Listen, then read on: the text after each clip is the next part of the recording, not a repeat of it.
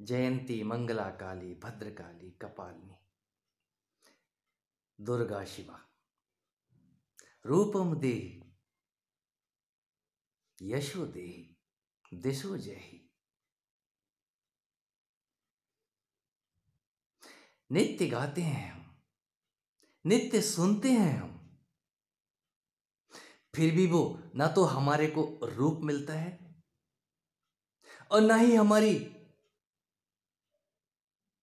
यश की कीर्ति की पताकाएं कहीं दिखाई देती हैं और ना ही हमारी कहीं जय जयकार होती है।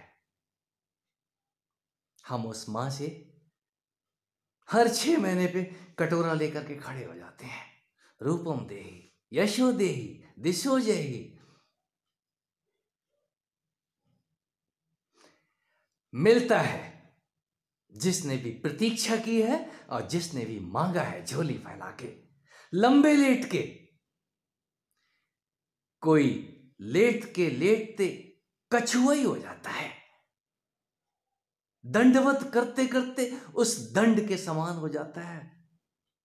अपना समस्त विष बमन करने के बाद दंडवत उस नाग के जैसे हो जाता है जिसका एक फन नहीं है, अनंत फन है। ये आता है और जब वो आता है तो आपके रूप और लावण्य, जिसको आप कह सकते हैं कि वो चेहरे से टपक टपक के बाहर आता है। आप कितने भी दिन से भूखे क्यों ना हो, आपका वो तेज फूटना शुरू हो जाता है। वो तेज आपका नहीं है, वो तेज कहीं बाहर से आता है। वो आपके ही अंदर का तेज बाहर की तरफ, वो सूर्य बाहर आ जाता है और सबसे पहले वो आपको दिखाई देगा। हम दूसरे से प्रमाण मांगते हैं, आप बता दें। दूसरा क्या बताएगा आपको? आपसे ज्यादा आपको कोई नहीं जानता है। आप अपने आप को ही जानने लग जाते हैं और जिस क्षण आप उस अपनी अद्भुत अवस्था से गुजर रहे होते हैं तो सबसे पहले आपको पता चलता है ये मुझे क्या हुआ है। आपके अंदर से वो सातों ऋषि, उसमें से कश्यप, एक कछुआ आपको समझ आएगा, ये धरती आपको समझ आएगी, ये नाग आपको समझ आएंगे, बैल और सिंह सबके सब समझ में आएंगे। आते हैं, आते उसी की कृपा है, उसी की कृपा है। उसी की कृपा के बिना यहां किसको मिला है? किसकी कृपा है? आपकी अपनी कृपा है।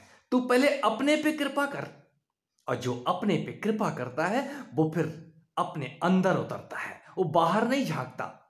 झांक लो, सबसे झोलियां फैला फैला के मांग लो, अंततः आपको अपने आगे ही भिखारी बन के खड़ा होना होगा।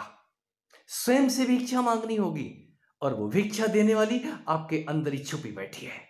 मैं उसी को महारानी कहता हूं, राज राजेश्वरी कहता हूं, राज योगेश्वरी कहता हूं। वो विष्णु प्रिया है, वो शिव प्रिया है, वो ज्ञान की पराभूता, आप कुछ भी कह सकते हैं। और ये यदि मिल गया है एक बार आपको उसका आशीर्वाद, याद रखो फिर रूपम यशो जय सब कुछ आपके होंगे।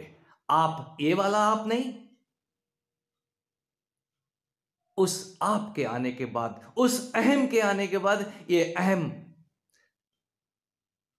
नीचे सिर झुका झुका के खड़ा हो जाता है। वो अपना महिषासुर वाला मैं फेंक देता है। हे मां, मैं तो तेरा सपूत हूं, मैं तो तेरा पुत्र हूं, कुपुत्र तो मैं बन गया था।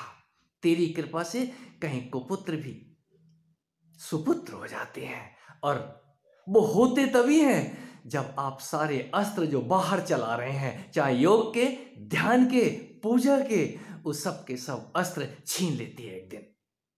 और छीनने के बाद वो उन महाअस्त्रों को देती है जहां से सुदर्शन अंतिम अस्त्र नहीं है, सुदर्शन पहला अस्त्र है। और उस सुदर्शन के आने के बाद आपके आगे फिर अंधेरा नाम की चीज नहीं होती। और उस अवस्था से गुजरने के बाद ही कोई कह सकता है मैंने मां को जाना है, मैंने मां को पा लिया है। और मां वही एक पाने योग्य है, वही आपका अहम भी है, आप उसको आत्मा कह सकते हैं।